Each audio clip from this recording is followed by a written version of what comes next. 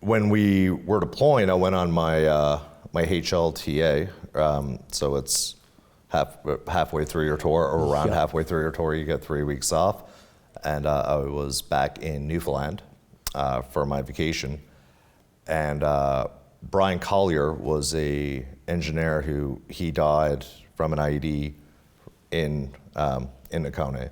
Okay. And I was like in Newfoundland during George Street Festival, and the next morning I was a little bit under the weather, and I seen that on the news, and it was just crippling anxiety of like, oh no. My mom's like, so do you want breakfast? I'm like changing the channel, like, sure, like, yeah. And when it was only 3 weeks, like your HLT is only 3 weeks it's a quick long. Vacation time for sure. My platoon, when I left them, it wasn't the same platoon even when I came back. Right. So it was, the guys been through, they went through a lot. And when I was with 7 platoon, and then I switched to 8 platoon because we were undermanned kind of all across the company. Right. And 8 platoon was, the Newfie platoon. So I didn't want to leave mine, but you're going from one platoon to another. You're from Newfoundland. Yeah. All the boys are from Newfoundland. It's not I didn't complain. Close-knit family at that point. Yeah. And on August 22nd, we went on patrol, set up an observation post, and we were there for a couple hours, and on our way back to our combat outpost, we on foot patrol, and we hit an IED.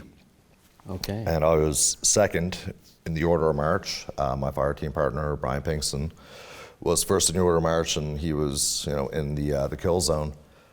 And when the IED went off, and it was just, dust everywhere. Yeah. And I was like, because you hear like, it's like, everyone good? And I was like, yeah.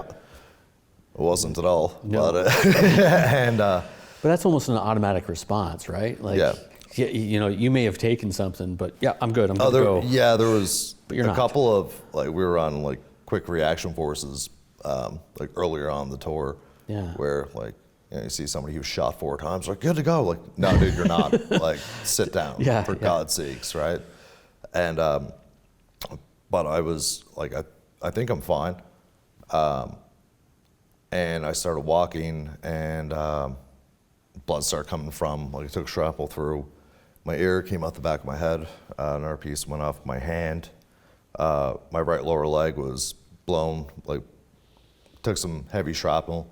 Took shrapnel in my stomach, but I was like still walking, and I noticed blood come down my ear, and I was like, oh my God. And then I looked at my hand, and my pinky was like falling off my hand, and I was like, oh my God. And I just immediately fell. And I was stabilized, but it was 58 degrees Celsius, and I was like, I don't know why I'm so cold. It's like, you're going into shock. Yeah, the shock's setting in at that point. You're fine right now at this minute, but you should, where's the Black Hawk, basically, right? Yep. And Brian was in worse condition, so we got a Humvee up the road. We got put in the back of the Humvee, and I was thinking, like, we're gonna hit another IED kind of thing, like, kind of waiting for the second one to go off. Yeah, which never happened. And we went to we were in for Fob Soja, which is but yeah, we went there, and then I was more stabilized, and then the Black Hawk came, and I remember like just kind of in and out of it.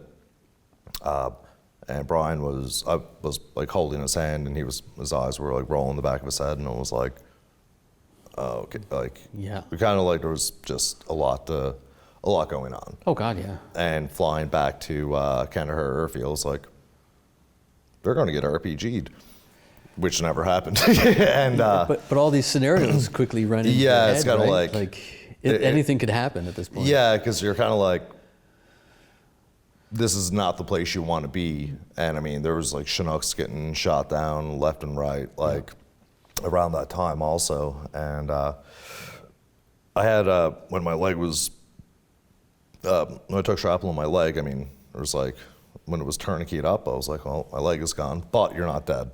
So that's fine. Right. And I woke up from my surgeries in Kandahar Airfield, and I was like, I looked at my leg, and there was tubes coming out of it, and I was like, oh, still there. Okay. Right on.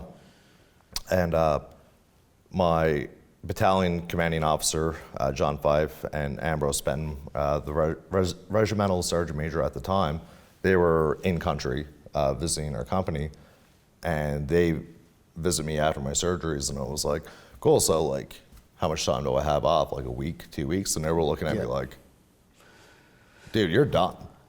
And that was, to me, like devastating, but I didn't really know the lengths of, like, it was kind of like, I have all my limbs, we're fine. Yep. You know. I'm good to go. Put me back on the line, right? Yeah, and one of the doctors was like, you know, you have to call, you know, your mom and tell her what happened. And I was like, can you do that? And he was like, well, no, because you're conscious, so you have to do it, that kind of thing. And I was like, okay. And I called my mom, and I was like, all right, don't freak out. Everything is fine. Yep. But Coming home. yeah, it was like, it was, I don't mean to laugh because it was, but I was like, I have a couple scratches on my leg, not a big deal. Bump on my hand, not a big deal. Bump on my stomach, not a big deal. It's like, you have a catheter. And like, it was trying to not make it as serious as it was, right? Your loved ones worry about you anyways. Yeah. And the last thing you want to do is put them through so much more, right? Because, oh yeah. You know, And I was like, I'll call you again, like later today or tomorrow, but everything is fine. I hung up, and I gave the phone back to the doctor, and he was just like, are you serious? And I was like, I mean, you told me to call. I mean, so we were in Kandahar. We got airlifted to Kabul, northern Afghanistan. Yep. To people who don't know, and it was myself and Pinkston, and he was stabilized at the time. So it was like, okay, this isn't, you know, it's not that big of a deal because you know, we're alive, yep. Fine. And we got airlifted to Kabul, and more surgeries, and then we got airlifted to Landstuhl, Germany.